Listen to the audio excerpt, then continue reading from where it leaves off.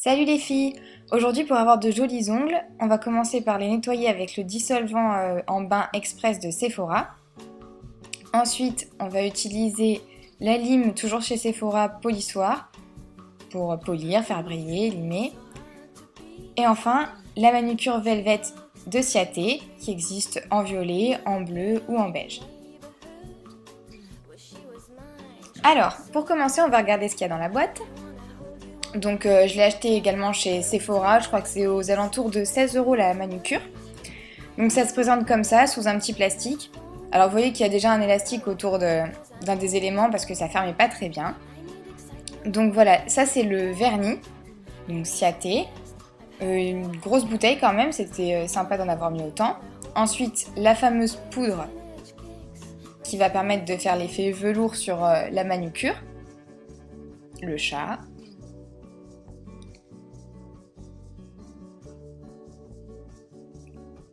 Et, si j'arrive à le sortir, le petit pinceau avec lequel on enlève le surplus de poudre Velvet une fois que tout est fini. Donc on va commencer, je prépare juste le bac pour tout à l'heure. Et on commence en fait tout simplement par mettre une première couche de vernis.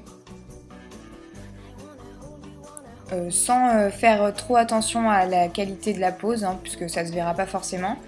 Donc pas besoin d'y passer 3 heures comme pour une manucure normale. Là je le fais assez vite fait.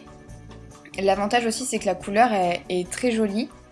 Même si on n'a plus de poudre ou que finalement l'effet plaît pas ou on sait jamais ce qui peut se passer, le vernis tout seul est super sympa en une couche ou en 2 couches. Donc c'est pas mal non plus. Donc là voilà, vous mettez juste une seule couche, comme ça, qu'ensuite on va laisser sécher complètement. Une fois que c'est fait, on va mettre une deuxième couche, et là on va pas la laisser sécher justement, entre chaque doigt, vous voyez, je pose le vernis, une couche un petit peu plus épaisse et un petit peu plus propre que la première.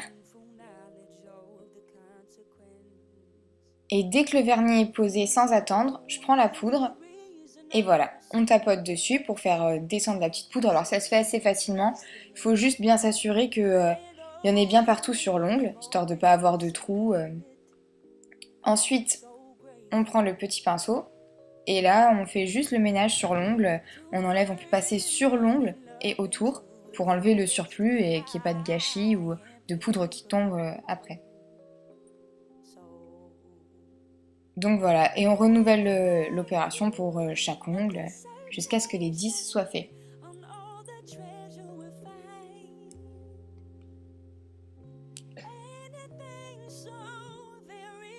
Quelques petites précisions sur la Velvet. Donc déjà ça part pas à l'eau contrairement à ce que je croyais avant de l'acheter. Donc on peut se laver les mains, se doucher tranquillement, ça s'écaille pas au premier contact. Il faut penser par contre à pas mettre de top coat par-dessus la manucure parce que ça gâche l'effet Velvet. Et pour celles qui doutent, il y a vraiment un effet Velvet quand on touche et même quand on regarde. Ça donne vraiment l'impression d'être du tissu. Donc dans l'ensemble, j'en suis plutôt contente. Je trouve pas ça forcément très cher pour ce que c'est, surtout que c'est de la qualité, elle tient vraiment longtemps, le vernis est joli, en plus il n'y a aucun gâchis comme je vais vous le montrer bientôt, donc ça vaut vraiment le coup pour celles qui douteraient encore.